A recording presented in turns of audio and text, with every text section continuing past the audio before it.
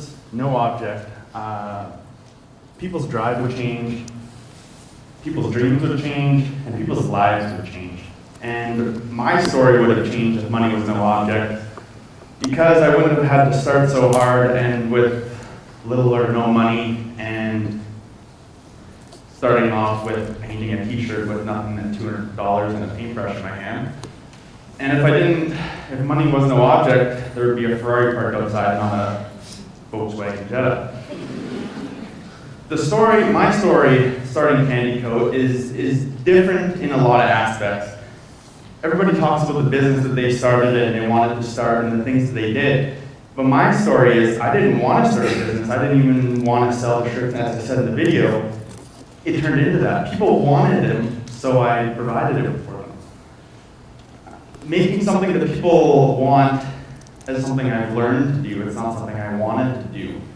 Starting off in grade 11, in art class, painting my first shirt is something that I cherish now. But at the time, you didn't think it was fun, cool, anything like that. And the shirt that I did paint, I still have, and it's one of my most cherished things that I do have, is that shirt framed in my office. But the other things, the people, the friends, the family, all that came after the support. All my friends said, why do you want to start a clothing company?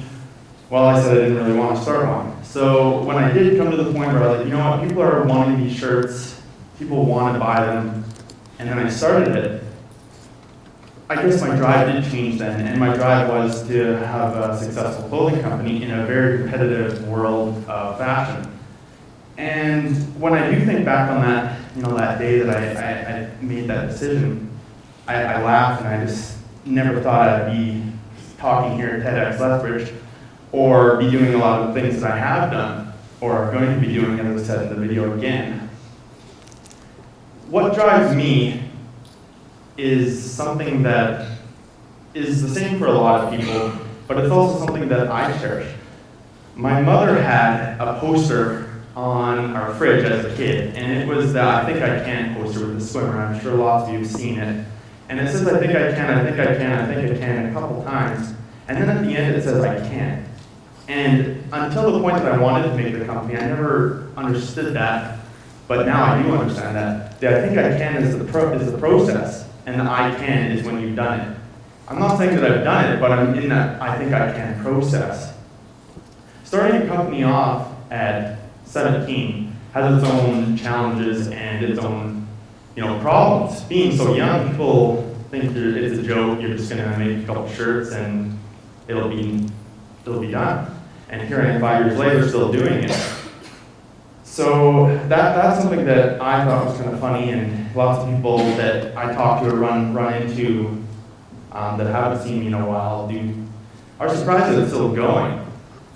Being 17, a young entrepreneur, is something that you're seeing a lot of in the business world now.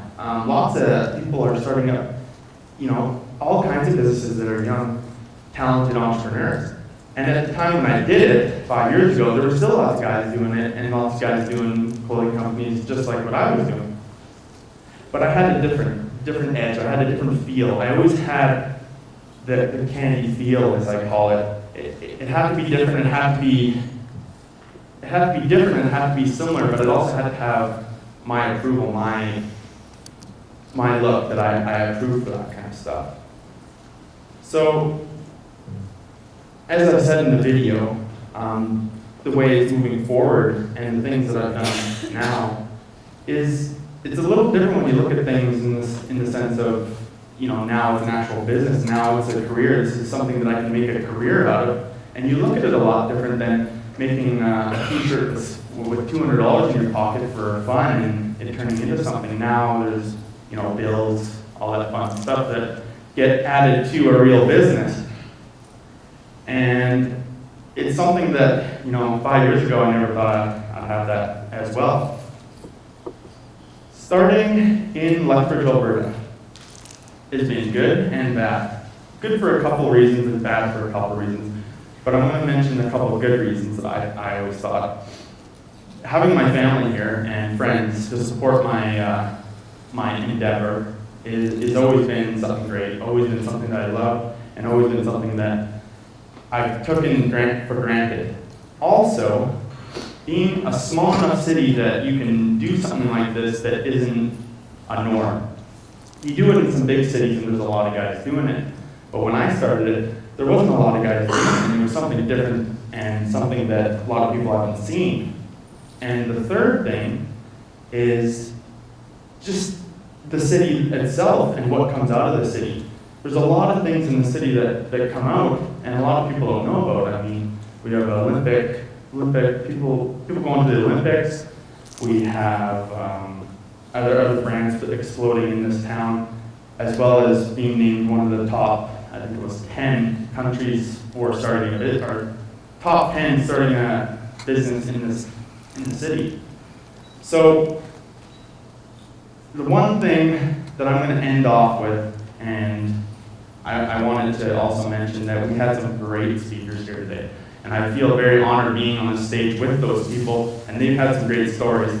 And the one thing I'm going to end off with is, if you have a dream, follow it. If people tell you you can't do it, it should be something for you to make you move forward. If people say you can't do that, prove them wrong. Give them something that will not put it in their face, but then you can talk to them later and be like, yeah, I did that. Give them something that will make them believe that, yeah, now he is doing that. So if you take anything from this talk, if you have something you want to do, clothing company, artist, President of the United States, do it. But you have to be a U.S. citizen, I guess. So do it. Do what you want to do. Do your dreams. One of the things that I get asked a lot about is I don't have a 9-to-5 job. I have a job that I'm working 12 hours a day, well, 24 hours a day, 7 days a week. It doesn't end. And my friends and family and my girlfriend will smile about that because they never see me. But it's been great to talk to you guys. I know we have one more speaker. I'm excited to see her talk, and I will see you guys later. Thanks.